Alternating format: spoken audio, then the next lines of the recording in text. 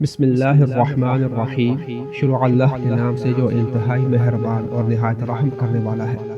جب حضرت یوسف علیہ السلام زندان میں قید تھے تو اللہ تعالی نے آپ کو خوابوں کی تعبیر کا علم عطا فرمایا۔ زندان میں دو قیدیوں نے خواب دیکھا اور جناب یوسف علیہ السلام سے کہا، اے یوسف، ہم نے خواب دیکھے ہیں، آپ ان کی تعبیر بتائیں۔ ایک نے کہا، میں نے رات خواب میں دیکھا کہ میں انگور نچوڑ رہا ہوں۔ دوسرے نے کہا، میں نے خواب دیکھا کہ میرے سر پر ایک ٹوکری ہے جس میں روٹیاں ہیں اور پرندے آ کر اس میں سے ٹکڑے اٹھا کر کھا رہے ہیں۔ آپ علیہ السلام نے فرمایا، زندان کا کھانا آنے سے پہلے میں تمہیں اس کی تعبیر بتا دوں گا۔ پھر آپ علیہ السلام نے ان قیدیوں کو دین حق کی تبلیغ کی اور ان کے خوابوں کی تعبیر بیان کرتے ہوئے فرمایا، جس نے اپنے سر پر روٹیاں دیکھی ہیں وہ صلیب پر لٹکایا جائے گا اور پرندے اس کا دماغ نوچ نوچ کر کھائیں گے، اور جس نے اپنے آپ کو انگور نچوڑتے ہوئے دیکھا ہے وہ رہا ہوگا اور بادشاہ کا ساقی بنے گا۔ آپ علیہ السلام نے جیسے ہی یہ تعبیر بیان کی تو جس نے روٹیوں والا خواب دیکھا تھا کہنے لگا، میں نے تو یوں ہی مذاق کیا تھا، میں نے تو کوئی خواب دیکھا ہی نہیں۔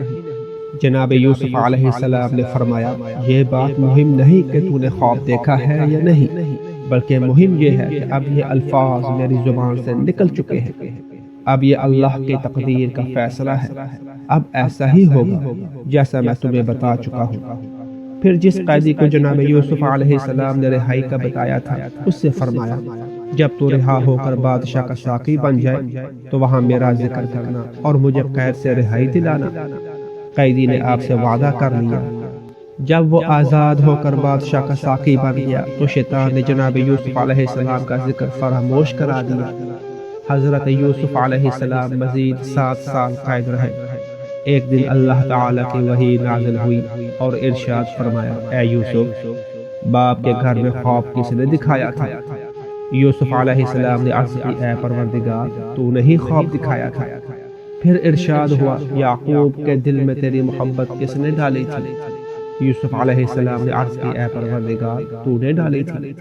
پھر آواز قدرت آئی، جب بھائیوں نے تجھے کنویں میں ڈالا تو نجات کے لیے دعا تجھے کس نے تعلیم دی؟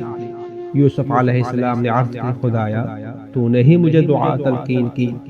پھر اللہ تعالی نے فرمایا، قافلہ کو اس ویران کنویں پر کون لایا تھا؟ یوسف علیہ السلام نے عرض کی، اے خدایا، تو ہی اس قافلہ کو وہاں لایا تھا۔ آواز قدرت آئی، تجھے شاہ مصر کے گھر پناہ دینے والا کون تھا؟ یوسف علیہ السلام نے عرض کی، پروردگار، تو نے ہی مجھے شاہ مصر کے گھر پناہ دی۔